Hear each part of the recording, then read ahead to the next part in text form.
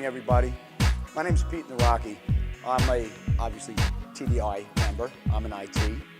I teach, just like you folks. Is everybody here dive master, instructor? Yes? No? Maybe? Okay, great. I'm also the sales manager for OMS. So I'm here on the floor if you have more questions later on in booth 5131, and I'll give you my email if you want to send me nasty notes how you didn't like the presentation or whatever you want to do from there.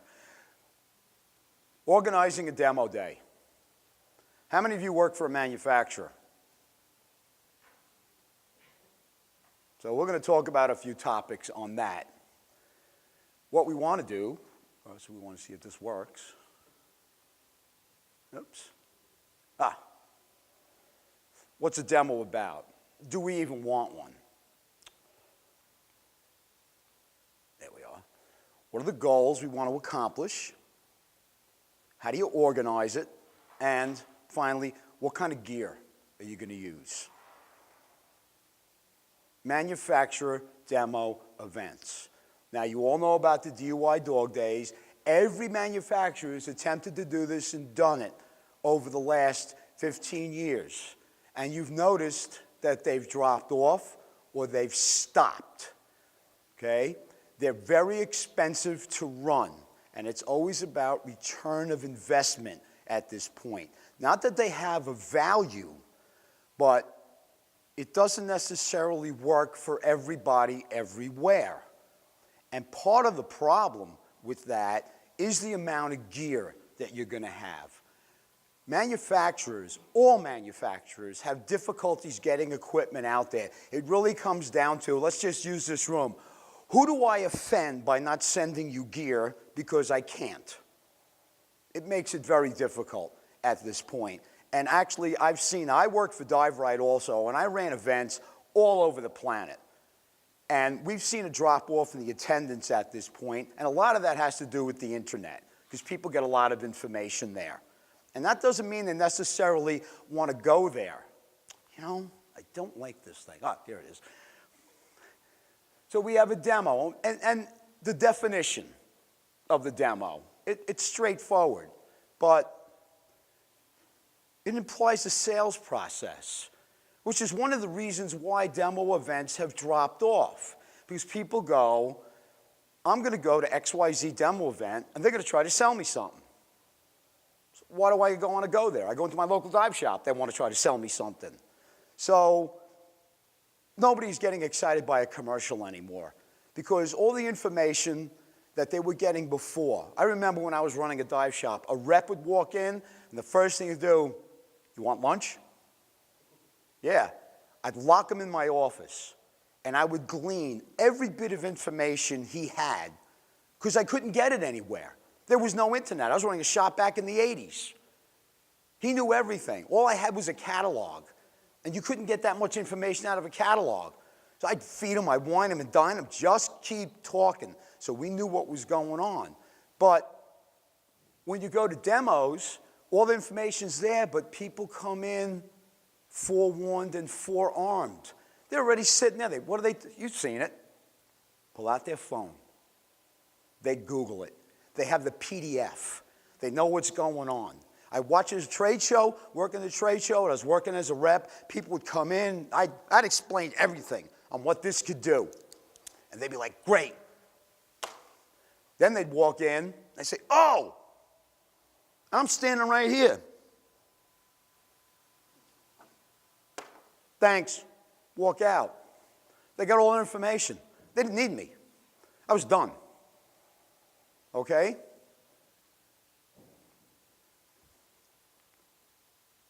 So when you're looking at a demo, is it an equipment demo? What are you trying to sell? None of you work for a manufacturer. So what is it you're trying to sell? And how do you attract an audience? You want to get these people. So what is this all about? It's actually all about you. You are an instructor. You sell diving. So we are going to look at this at a completely different angle. A demo versus a mentor. Because what you actually are trying to promote, and everything is about a sales process. You are trying to sell diving. You are trying to sell your skills. You are trying to sell your classes. And that is what keeps our industry moving forward. Demo. There's a lot of liability. And this is why manufacturers hesitate to send gear out. I don't know what your skill level is like. You may have a dry suit instructor card. You may have a side mount instructor card. And you might be the scariest thing that's ever entered the water. We don't know what your skill levels are. I'm not being disrespectful, but I mean, I've actually walked in, had people teach a side mount, and I'm like, oh my God, there's no one would take this person's class. Gear is hanging all over the place. Hoses, looks like they're losing a battle to an octopus. There's something else too. Okay, let's go, just real quick. How many of you dive rebreathers? Okay, great. How many of you dive side mount? Okay. You do also teach side mount? Okay. When you do a demo, these liability releases, I didn't know this till we were doing it down in Bonaire. I teach CCR and side mount. So we're doing demos on CCR and side mount. So I take this young lady on a CCR class, CCR demo. She walks out of the water, and I'm starting to rig her up for side mount. Brian walks up behind me and goes, she fill out the waiver? I said, yeah, she filled out the waiver dive shop. She goes, no. The waiver for side mount. We need another waiver. I said, what if we're going to be doing the SMB drills? You need another waiver. So we're pounding. They're walking in the dive shop. This is Bonaire, and you can just imagine what it's like getting anything copied down there, okay? So we do 20 people in one day, and we have over 60 sheets of paper for what's going on, for everything we do. And how long do we have to keep them? As far as we're concerned, practically forever. But if you're a mentor, you can run a class. And I wrote a mentor class that you can get from TDI SDI. And guess what? You're all qualified. Oh, you better be qualified for what I'm about to cover, so that you can move. So it doesn't matter whether, even if you're not a rebreather instructor, I'm not a side mount instructor, doesn't matter. We're going to try to do something a little bit different to help move this industry forward. What we're going to do is we're going to mentor our people. And there's your definition. We've got an experienced, trusted advisor. That's who you're supposed to be as an instructor. And you are an educator, not an instructor. You want me to look at them at something else. You're there to advise and train. You're going to build on their skills using your skills. So what's mentoring about? Well, you'll explain the goals for the dives. And we'll go through the dives, demonstrate what you want them to do, and that is where you sell at that point. How many of you advertise for classes? Nobody advertises? You don't advertise for class? Right? You all advertise, Facebook, website, email. I never advertise. I never advertise. I fill classes all the time. My students sell my classes. When I do this mentor program, I sell my classes. Your skills make people want to dive with you. Everything I do, as soon as I'm in the water, once my feet are up off the bottom because I'm standing in 4.5 feet of water, I go neutral immediately. Students have difficulty. They just look at you. Wow. What's that all about? That's the way you dive. I have to walk into the water or I make a giant stride, but if I'm due to the quarry, I have no place to jump in. We walk in, you go straight neutral at that point. When you demonstrate any skill, you're straight neutral. These people have difficulties with that. And this is not a knock on training. This is on a knock on the fact that how many instructors you see that come out and this is the first thing they say, and they say it all the time. It takes a lot for me to keep my mouth shut, as you can tell already. We're going to swim out to the platform and we're going to kneel on the platform. And I'm like, practically screaming in my head. And I turned to my side mount classes. We will go out to the platform. And if you kneel, you fail. What do you mean? You don't touch that platform unless you have to. As far as I'm concerned, that's a coral reef. And you are at that level in a side mount class, your buoyancy skills should be that good. You'll have it figured out by the time we get to the platform. You don't harass them about it, but you let them know this is a neutral buoyancy class. We want you neutral. Yeah, you're going to have difficulties. You may have to kneel down for a moment on the platform to readjust a piece of gear. But I want you as neutral as possible when they're in the advanced training. Now, with the mentor program, you try to get them to understand that. You don't even have to say it. If you swim out to a platform, we're going out, and all you have to say is, we're going to swim out to that platform. And you hover. And I see it all the time. They kneel because they're used to seeing their instructor kneel. Then they're looking at you like, oh, and they get up, okay? And when I see people kneeling, I just, up. And you start working them at that point. You lead by example. This gains confidence in your abilities. They look at you as, I want to dive like her. That's my ultimate goal. After the dive, it opens for what? They will start talking about your classes. Whatever you offer. What do you teach? They want to know, how much more can I get involved with this? Your target audience is obviously everybody that walks in. If you work in a store or anybody that comes up for this type of class, doesn't matter, any skill level. Any skill level. Well, I just got my certification. It's great. No problem. That's what I want to do. I want to mentor you. I want to give you my skills. Now, you didn't hear the word free, did you? Okay? You charge for the class. You make your own decision how much you want to go on the class. Okay? I usually charge $75. They don't want to learn from the internet. They want to learn from somebody. They want to hear it. They want to dive with them. Yeah, emailing is one thing. But sitting, and there's nothing wrong with scuba board, but, you know, they don't want to learn about diving skills over the internet. They want to learn about diving skills from a diver, from someone with experience. So we're going to introduce, refine, and augment on some of this. And here's a list of things that we can do in this class depending on what you have going on, and you can build from there. So I always start off with this proper weighting. And I had a young lady walk up, and this was actually on a demo. She walks up to me, she walks into the water, her first dry suit experience. My first question, how much lead are you wearing? Well, the instructor put 35 pounds on me. She looks like DJ. I'm like, doesn't anybody like you? First thing I did, I didn't ask her height, weight, and all that stuff. Just boom, right down to 20 pounds. Get it off. I know she's wearing thick underwear, wearing Illuminati. Pull that weight off right away. She says, what are you doing? I said, we're going to figure out your weighting. Took 5 minutes, got her weighting right. She wore 24 pounds on it. And you know they're going to be a little bit heavier on the weight because they're apprehensive, their first dive, can't control the air bubble. And we finish it up, and I'm wearing double 50s on my back. And she's like, well, how much weight are you wearing? I said, 4 pounds. What do you mean? I said, there's a stainless steel plate, steel tanks, I need 4 pounds. That's it. Really? I'm down to 24. Then we started talking about gear configuration, your tank, the whole deal like that, and the difference is, but she's like, well, I usually dive with like 28 pounds. I was like, why?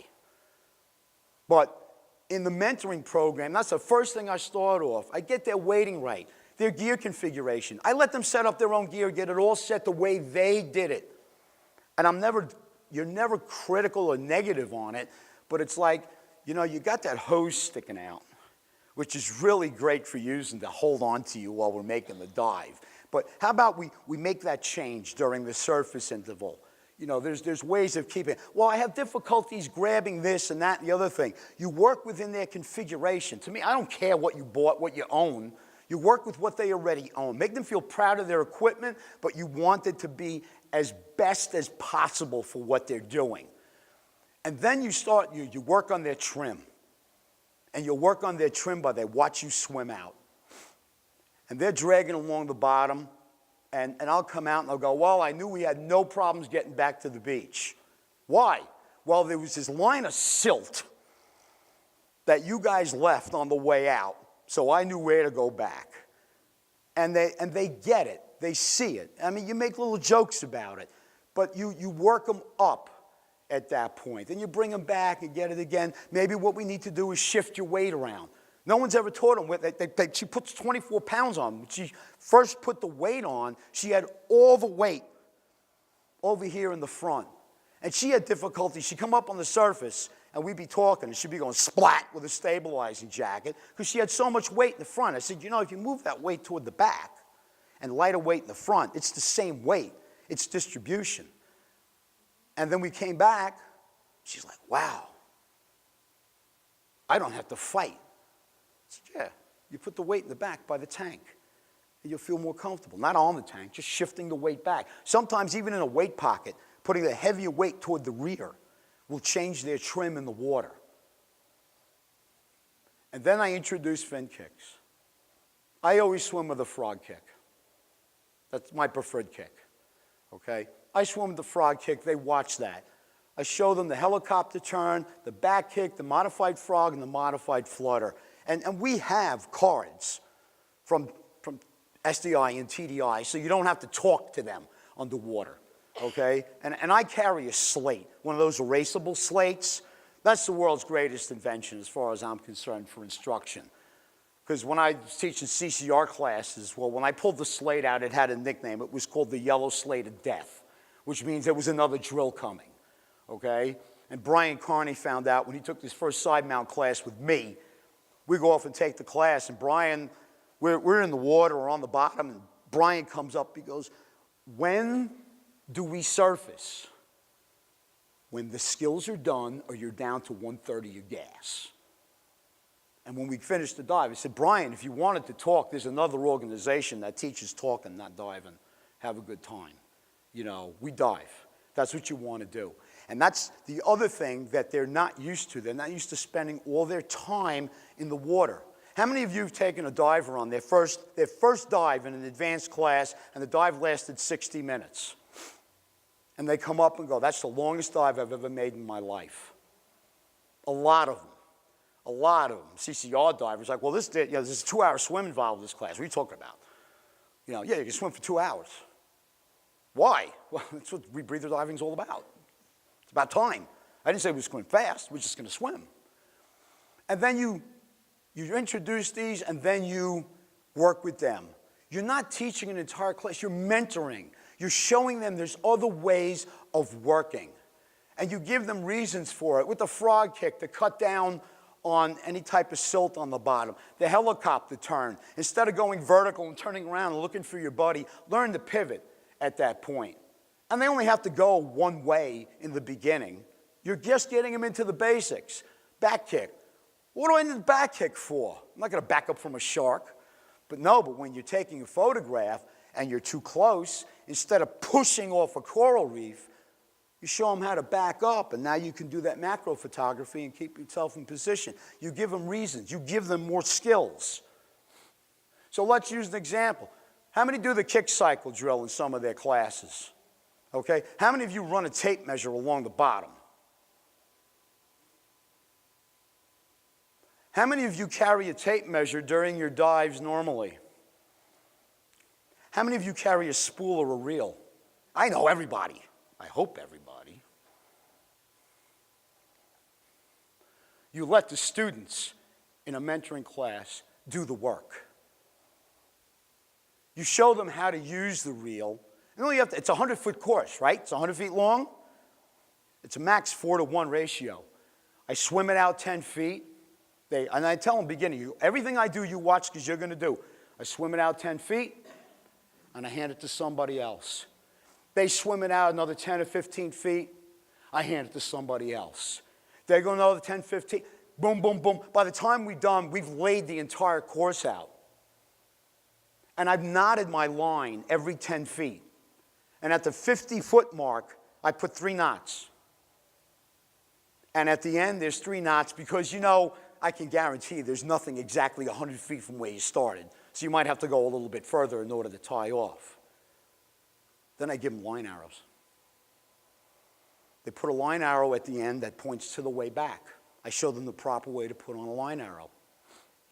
Then I hand the next guy a biscuit. You swim down to find the 3 knots. He puts the biscuit on the 3 knots. It's non-directional. The last person goes to the end. There's 3 knots there where it started, and they put the line arrow pointing the other way. They're learning more skills. They may never take a cave class, but when you make them work and you make them do something, they start to relax, they start to get it. There's more to diving. You know, there's a reason why they sell this stuff. There's a reason why they use this stuff. I mean, the biggest joke in the shop is when somebody walks in, you have any cookies? They're like, well, there's some donuts in the back. You know, they start learning about there's different techniques out there. They're doing the work, they're understanding it, and then you can give them the drills.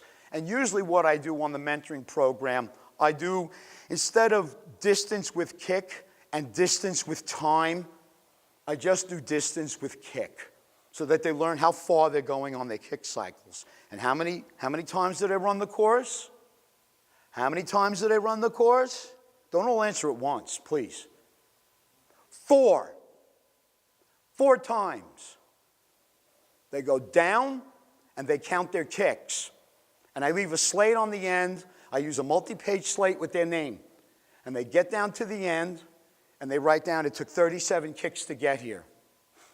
And then they swim back and they count in their configuration. And there's another slate with their name, and it might be 39. And then they go back the other way, and they write it, and they go back the other way. They take the 4 values, divide by 4, that's your average. That's what their actual kick cycle is. So they know time over distance by length of kick in that configuration. I've also shown them the proper tie-off and how to use a reel. And everything I talked about, handling, control, you can do this with a finger spool, by the way. You want a 150-foot finger spool in order to make it work. You're working in a team environment. And for those of you that teach technical, that's the one thing we always promote, technical team environment. You get them thinking in a team, that we're all working together. We've divided the tasks. We'll introduce things, think differently, and refine it at the same time. Repairing a cut line. So you're swimming with a spool or a finger spool, and the line gets cut underwater. What's the best knot to use? Come on, guys, what's the best knot to use? You're wearing a pair of dry gloves, what are you going to tie? You're going to use a fisherman's knot. You need something that's going to be able to work with gloves with heavy dexterity. Let's see if this thing backs up. This is a fisherman's knot. It's 2 simple overhand knots around a piece of line. You pull them together. Why this knot? Because everybody starts this knot in order to tie their shoes. Everybody knows it. It's simply tying one over the other. Why? It fits through the reel slot. So I've had one guy go to me, he goes, well, I just tie 2 bowlines. I said, did you ever try to shoot a lift bag with 2 bowlines coming out of a slot? It jams. Reel comes right out of your hand. Fisherman's knot pulls right through without a problem. And it works real simple. You can use a finger spool to do this. So how do I have them do it? I tie a spool off to the platform. They swim out with the spool with their buddy. And I come up behind with a knife and go, boop, and cut the line. They instantly feel the finger spool move forward. Their buddy's job, and the way they're taught, you stop, your buddy goes back and finds the opposite end. Unless there's a heavy current, it's just going to be laying there. And then they work together to get the knot back, and they swim back the opposite way. These whole drills underwater only take about 5 minutes. It takes longer to explain it than it does to do it. So what does this have to do? Well, you've showed them how to use a reel and a finger spool. It ties into a few classes already. And the dive shop loves it because it goes back to gear sales. Support your local store. I'm going to sell you a $20 finger spool. At least you get them started at that point, thinking about it. But you gave them a reason why to buy it. And now they know how to use it. Augment things. SMB techniques. You always stress neutral buoyancy. on this. And sometimes I have to do it kneeling on the platform, but you stress neutral buoyancy. You do it, neutrally buoyant. Show at least 3 different ways to inflate it. And those 3 ways are,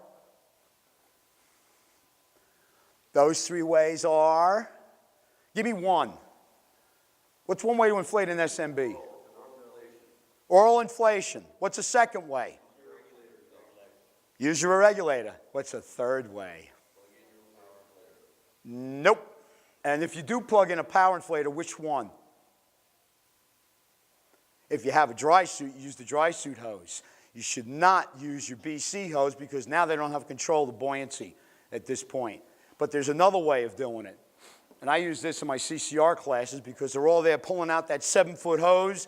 They're blowing up an SMB, and then invariably there's a hose acting like a sea anchor swinging underneath them. If you take the power inflator, you should try this.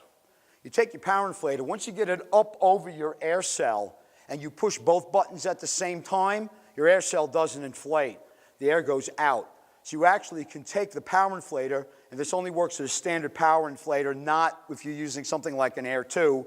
You shove it up on the inside, you push both buttons at the same time, and I usually teach push the deflate button first, that way you don't change your buoyancy. Push the power, 1, 2, it peels right off your hand, you let it go. You don't have to worry about free flow, it doesn't get snagged on anything, and now you're concentrating on your spool. And if you're diving CCR, they don't run out of diluent gas, which leads to a host of other problems. Okay, so the skill you need, I'm going to need you, DJ, to hit the button, unless I can do it here. Can I do it from here too? Oh, okay, I thought you had to do it from the back. Why isn't this doing anything? There it is. Okay, you've all seen this before. You all teach it. It goes up. They got the spool. They got that in basic open water. What we want to do for these folks, you have a little fun in the class. Sometimes you add a little bit of razzle-dazzle.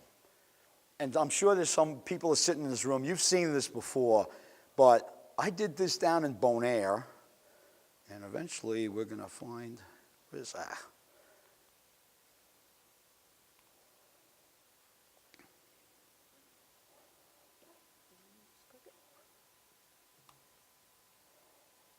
Watch this. Not holding it. And that's shot from 40 feet. The spool unwinds itself. When they're done and they see you do this, they're building statues in your name. That was cool. I did this down in Bonaire to a very advanced instructor. We're at 60 feet.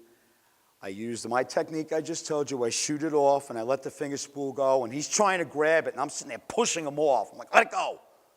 Unwound from 60 feet. Comes up, as soon as it stops, tie it off, done. Give me a slate. All he writes one word, again. Do it again. I don't know how many times we did it, but there we are, pulling down this lift bag, wrapping the reel, and blowing it up to the surface. When you show them little stuff like this, they realize that, you know, there's more to diving. And they're having a little fun with it, and they think, and it's not a real skill you're going to use in the water, but it shows them that there's something else going on. But I actually make some of my students do this, and they're like, why? I said, I'm going to find out how well your reel was packed. Because if you overpacked it, or you've never unwound it, I love this in class. They show up with a 50-foot spool, and they shoot it, and it doesn't work well with a 50-foot spool, so they're hanging on to it, they shoot it, and they're sitting there, and then they look at me and like, oh. I'm like, yeah, you never unwound it. No one tied a knot on the end. So the line just came off, they're holding the spool, and there's their $100 lift bag or SMB going la-di-da-di-da down with the current at that point. So it also shows that it's been packed properly and that there's actually a knot on the end. So it's a little bit more of a learning curve at that point. But just with an SMB, it opens up the discussions to other classes.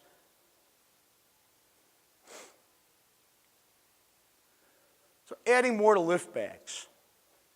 I made it a team project.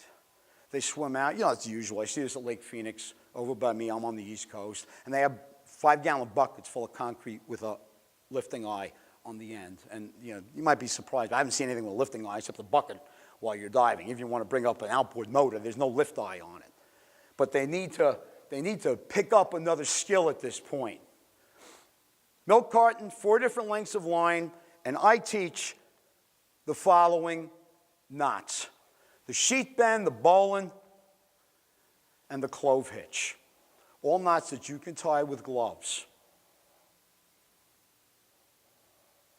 I was at a 24-hour Dive for Cure event, and I'm on the bottom, and I was actually going to start taking photos for this because I needed one particular photo.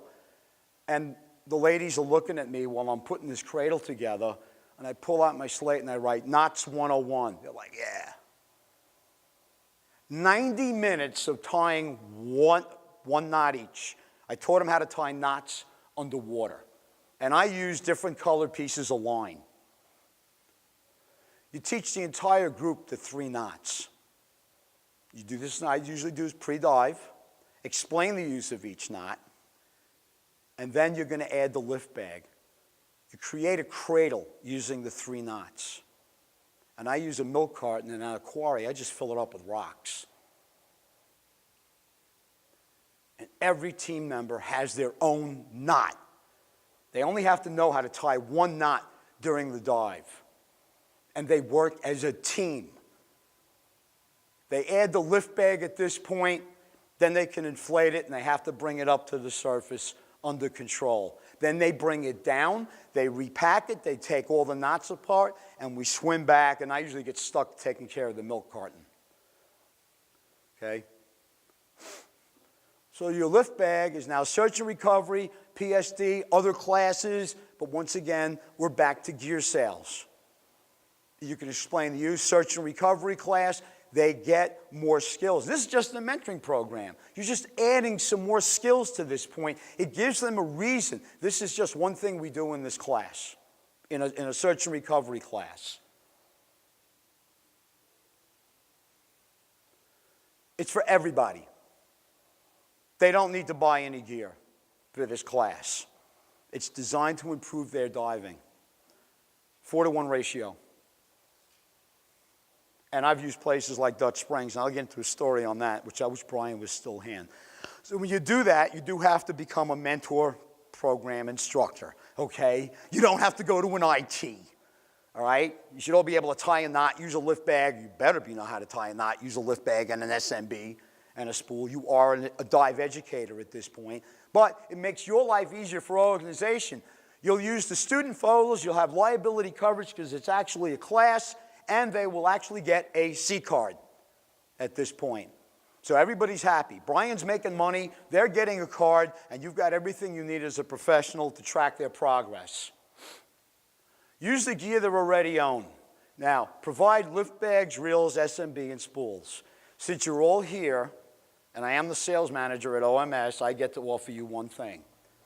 If you decide to do this program, and you get your certification card, and you mail it to me, I'll send you a finger spool, a lift bag, and an SMB to help support this class for free. All you have to do is when you're doing your classes is tag OMS and TDI, SDI, TDI. That's over $100 worth of gear if you're willing to help move people forward with their dive education. Specialty gear. When you start, then this is all, now you're making some changes at this point, and that's your individual decision if you want to do this. If you want to add side mount, or if you want to do a CCR demo as part of this class, or a full face mask, or a set of doubles. You build where you want to go from there. But this is where it starts to get complicated, and in some points, it really gets crazy. And then you have to start looking at charging more because there's more gear involved at this point. But that's up to you and what you want to do. Okay? You have to work at their level. Give them skills that they can handle. You'll see in the water once they get there what their comfort level is.